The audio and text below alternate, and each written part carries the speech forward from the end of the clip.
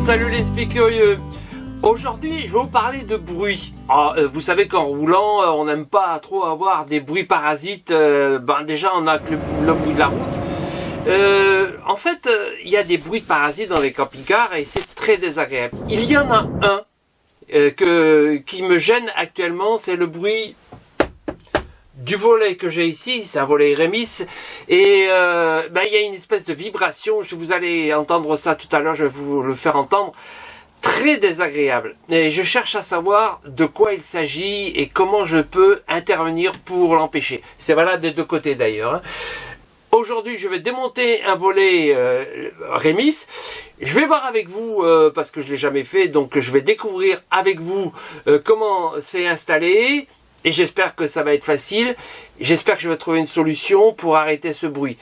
Et en même temps, je pense que je vais faire un inventaire des pannes possibles et des pièces détachées qu'on pourrait trouver sur le marché et qui pourraient aider à réparer si jamais il y a une casse.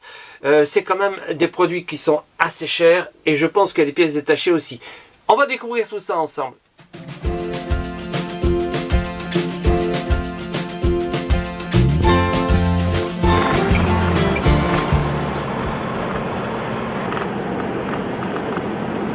Et ben voilà, vous entendez ce bruit permanent que l'on a aussi bien du côté conducteur que du côté passager. C'est vraiment pénible. Ça vibre vraiment, hein. On entend le bruit, assez pénible en roulant. Alors au fil du temps, il y a du jeu, et ça fait du bruit, et c'est ça qui vibre. Donc je pense qu'il est possible soit de le démonter et de voir s'il n'y a pas du jeu qui s'est mis en place, qu'il faut resserrer un peu, soit je vais carrément le caler. Les stores Remis que vous voyez ici, ça c'est celui de droite, je vais faire les deux, gauche et droite, eh bien ils sont tenus par des clips, en tous les cas c'est ce que je crois et ce que je vais découvrir avec vous. Il y a juste ici une petite ouverture qu'on va aller visiter. Parce que je l'ai déjà enlevé une fois et j'ai vu qu'il y avait une vis derrière. Donc je vais enlever la vis et voir si tout cet ensemble se déclipse. Parce que mon projet c'est quand même d'arriver ici à cette tige là. C'est celle-là qui vibre et je pense que je vais pouvoir la retendre. Enfin j'espère. On va voir ça ensemble aussi. Alors le principe c'est d'enlever le petit cache. Il faut attention de le faire avec un petit tournevis bien fin pour ne pas l'abîmer. Et là maintenant il faut aller chercher la petite vis qui est dedans. Bon, là voilà, ça va être facile, on va y aller. Bon, la vis, on peut la récupérer facilement. Et une fois que on l'a récupérée, là voilà, il n'y a plus qu'à tirer tous les systèmes à venir. Alors, on tire, on devrait venir.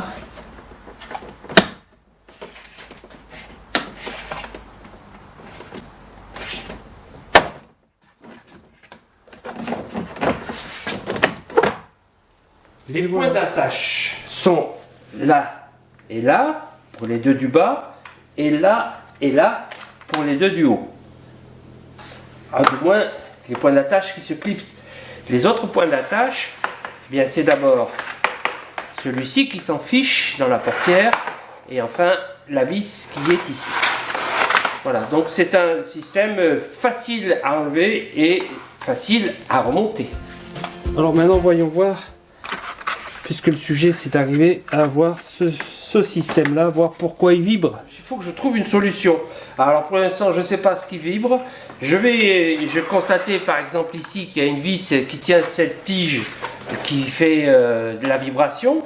Mais elle a l'air rigide et il n'y a pas de jeu. Et de l'autre côté il y a aussi une vis là qui est là. Et je vois pas trop quel réglage il peut y avoir. J'ai l'impression qu'il n'y a pas de réglage. Alors, la partie noire ici se fixe sur la partie grise qui est ici par des vis. Et là encore, c'est du costaud. C'est-à-dire qu'il n'y a pas de jeu. Alors, je vois pas trop ce qui peut vibrer ici. Il n'y a rien qui semble pouvoir vibrer, sauf ce que j'ai ici qui pourrait être finalement cette partie-là qui bouge. et qui cogne en fait sur la partie fixe de la portière. Enfin, c'est cet ensemble qui touche la portière. Parce que ici, il n'y a rien qui bouge vraiment. Alors ça, en roulant, des fois, c'est vrai, ça bouge un peu. Ici, là. Alors, effectivement, là, il peut y avoir du jeu. Mais je vois pas trop comment je peux intervenir pour éviter ce jeu. Au passage, si un jour ça vous arrive, malheureusement, cette partie-là peut se casser. Elle est fragile, elle tient juste par une petite articulation, pas très costaude. Donc il faut manipuler ça avec beaucoup de précaution. Enfin, tout ça est très cher d'ailleurs. Voilà, si vous regardez le prix, vous allez être étonné. Donc il vaut mieux pas le changer. Voilà, alors ça revient pas souvent. Et c'est peut-être ça aussi une cause de bruit. Hein. Bon, et maintenant, je m'aperçois que j'ai pas grand chose à faire ici. Puisqu'il n'y a aucune zone qui est mobile. Et le problème provient de la fixation de cet ensemble-là sur la portière et pas du rémis lui-même. Enfin, de manière indirecte en tous les cas. Mais quand même réviser tout ça et le remonter, et on verra après en roulant. Je reviens ici pour vous dire que j'ai dévissé tout le tour, il y a 9 vis, elles s'enlèvent assez facilement. Vous voyez, et je ne peux pas l'enlever complètement, pour la bonne raison, et je ne veux pas le faire, que ici il y a un dispositif de fixation qui est soudé. Ici on a fixé les clips ici, mais on les a soudés à chaud.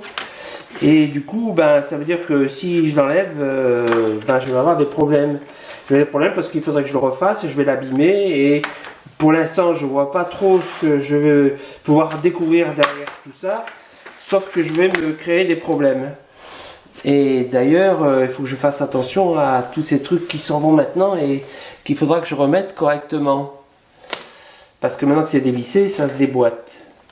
Et je vois pas trop ce que je pourrais trouver de plus, sinon on va faire des bêtises. Donc je vais en rester là, revisser correctement tout ça et m'intéresser plus à la portière que au volet qui n'est peut-être pas en cause. Attention si comme moi vous avez fait tomber cette pièce-là, en fait c'est un aimant. Et c'est un aimant qui provient d'une zone qui se fixe ici et lorsqu'on a dévissé les vis qui sont là et qu'on l'a enlevé, c'est sorti de l'endroit où c'était coincé. Parce que c'est un aimant qui vient se plaquer ici lorsqu'on ouvre. Donc lorsqu'on ouvre le volet, ici ça tient pas tout seul, ça tient grâce à cet aimant que je viens de quitter. Donc il faut que je le remette ici, de telle façon que lorsque je ferme, ça tienne bien. Son emplacement est là. Donc une fois qu'on l'a bien mis, il est bien coincé, une fois serré, il ne bouge plus. Voilà, petit détail important, si jamais vous le démontez, faites attention de ne pas faire tomber cet aimant, en tous les cas de bien le remettre ensuite. Bon, j'avais profité pour retendre ici la tige. En vissant ici, je me suis aperçu que on pouvait ici faire un quart de tour et ça a l'air de retendre cette tige métallique qui pourrait être une cause de vibration. Et du coup, en faisant des deux côtés, voilà, en faisant des deux côtés ici, j'ai l'impression que j'ai pu la retendre. Alors voilà, c'est peut-être un petit truc. J'ai refait tout le serrage de toutes les vis qui faisaient tout le tour, de telle façon que je puisse ne pas avoir une vibration provenant d'un serrage insuffisant. Vous avez peut-être remarqué ces scratchs et on peut se poser la question de savoir à quoi ils servent. En fait, ils servent à maintenir le volet fermé sans qu'il puisse se rouvrir tout seul. C'est juste un petit frein, vous voyez la marque ici d'ailleurs. Lorsque on le ferme, eh bien en fait, on le pousse un peu en force ici contre ce scratch qui fait la boucle comme ça et qui va empêcher de vibrer peut-être aussi et de sortir. Si jamais il s'use, je pense qu'il faut le changer. On peut le changer, j'imagine, simplement de l'intérieur. En ouvrant ici, on a accès à cette zone. Si c'est pas suffisant, il faut tout enlever pour enlever, parce que là, c'est juste une boucle qui fait le tour comme ça. Voilà, c'est pas peut-être indispensable de s'embêter pour ça, sauf si vraiment en roulant, il s'ouvre tout seul. Mais bon, là, normalement, il est bloqué par ce dispositif qui est assez efficace. Hein. Là, c'est des plots qui se rentrent dedans avec des ressorts. Voilà, ils sont là et là. Vous voyez. Donc là, une fois qu'il est bloqué, il ne bouge plus. Sauf que là, évidemment, regardez, il dépasse un peu. Et ça vient peut-être du frein. Bon, oui, il suffit peut-être de mettre juste un petit peu de mousse ici pour que ça l'écrase et ça l'empêche de ressortir. Moi, au bout de 5 ans, quand même, je vois que de temps en temps, je le retrouve comme ça après avoir roulé. Ça ne me dérange pas vraiment, hein, sauf si c'était l'origine du bruit, ce qui n'est pas le cas. Autre remarque concernant aussi Remis, ça ce sont des plis qui se déboîtent souvent. Alors il faut faire attention lorsque on le range, de le ranger avec précaution. Il faut le prendre souvent par là et le pousser. Sinon, la chose aussi qu'il faut vérifier lorsque on utilise ce genre de volet, c'est que l'humidité, et il y en a obligatoirement sur la vitre qui est là derrière lorsqu'on vit dedans et qu'il fait froid dehors, et bien cette humidité, elle va agir sur ce type de papier. C'est un papier quand même résistant, mais du coup avec l'humidité il se colle. Alors quand vous l'ouvrez, vous allez peut-être les décoller, mais le matin quand vous ouvrez les volets et que vous rangez, attention à ce que ça soit bien sec parce que vous allez les ranger humides. Et quand vous allez réouvrir, et là vous allez les retrouver collés. Voilà, petit truc, il faut être attentif. Une remarque importante concernant ces volets, il ne s'agit pas d'isolant thermique. Ça peut vous isoler de la vue, mais pas du froid ni du chaud. En dehors de Remis, il existe des volets chez Dometic qui sont un peu plus isolants. Mais il ne faut pas se faire d'illusions, c'est quand même très relatif parce qu'il faut qu'il y ait de l'air, mais de l'air immobile et sec, ce qui est jamais le cas dans un volet, quel qu'il soit. Donc un conseil, si vous voulez une protection thermique, utilisez un isolant thermique venant de l'extérieur. Moi je pense que c'est pas fait pour être isolé. De la vue oui, mais pas du froid ou de la chaleur. Et donc je pense que si vous avez des soucis par rapport à ce sujet, il vaut mieux prendre des protections thermiques efficaces, notamment extérieures, puisqu'ici on peut pas les mettre à l'intérieur. Je vous renvoie d'ailleurs à ce tuto que j'ai déjà fait sur ce sujet et vous pourrez trouver une réponse. En tous les cas, à vous de voir ce qu'il en est. À la livraison du véhicule, ici il y a un cache qui permet d'empêcher de voir tout ce montant de la portière. Lorsque on installe les volets comme ceux de Remis par exemple, eh bien le cache est remplacé par celui-ci. Voilà. Donc si jamais vous changez le Remis par un autre, eh bien il n'est pas impossible qu'il n'y ait pas ce dispositif là, ce cache là, et qu'il faille le remettre celui qui est à l'origine, que vous trouverez peut-être à la casse. Une fois la révision finie, il est temps de remonter le volet. Alors là c'est pas compliqué, on commence par mettre ici à l'enclencher la cale qui est ici. Voilà, ça c'est fait. Une fois que ça c'est fait, le reste, il n'y a plus qu'à appuyer pour les clips. Donc je vérifie que je suis bien dans l'axe, que je suis bien devant les plots, j'ai plus qu'à appuyer, et d'un, et de deux, et de trois, et de quatre, et là je mets la vis, et c'est terminé. Pour l'autre portière, j'ai l'impression que j'ai vraiment beaucoup de jeu. Alors est-ce que ça vient des clips qui ont pris du jeu? Non, c'est vraiment pas normal ce jeu. C'est sûr que c'est pas normal. Voilà, le bruit est là. Je crois que j'ai trouvé ce qu'il me faut. Avec ces crochets que l'on trouve dans le commerce et qui servent à mettre un torchon éventuellement, avec ici le double face qui est là qui permet de le coller, moi je vais le garder le double face parce que ça va me servir d'amortisseur. Et je vais couper ici le crochet qui est inutile parce que je vais le placer comme ça entre la portière et le volet. Qui vibre. Donc ça va me faire une cale. Alors l'épaisseur va être peut-être suffisante, mais voilà, je vais préparer ça et je pense que ça va aller. À mon avis, c'est ce qu'il fallait, et sans démonter le volet. Bon, maintenant je sais démonter le volet. Si jamais j'ai une panne, je sais le faire. Mais la vibration, elle va disparaître grâce à ce petit objet en plastique qui vaut pas un sou. Et voilà, j'ai coupé le petit bout. J'en ai fait 4, j'en ai besoin que 2 en fait. Un par portière, ça suffira. Je me garde un si jamais je les perds. Alors vous remarquez que j'ai laissé un petit rebord ici parce que j'en ai déjà mis un en place pour tester et effectivement ça va bien parce que il permet de bloquer pour éviter que il s'enfonce complètement dans la portière et qu'on le perde. Donc on peut le retirer ensuite facilement. Ça c'est avant et ça c'est maintenant. Je mets ma cale là où ça bouge en fait. Hein.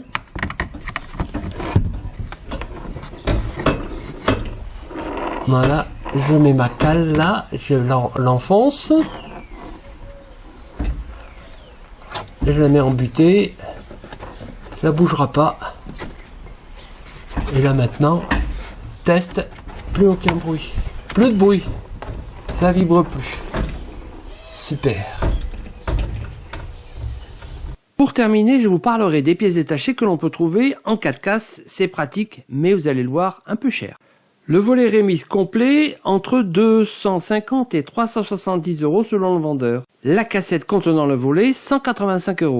Le guide télescopique, 35 €. La rotule de ce guide, 5 €.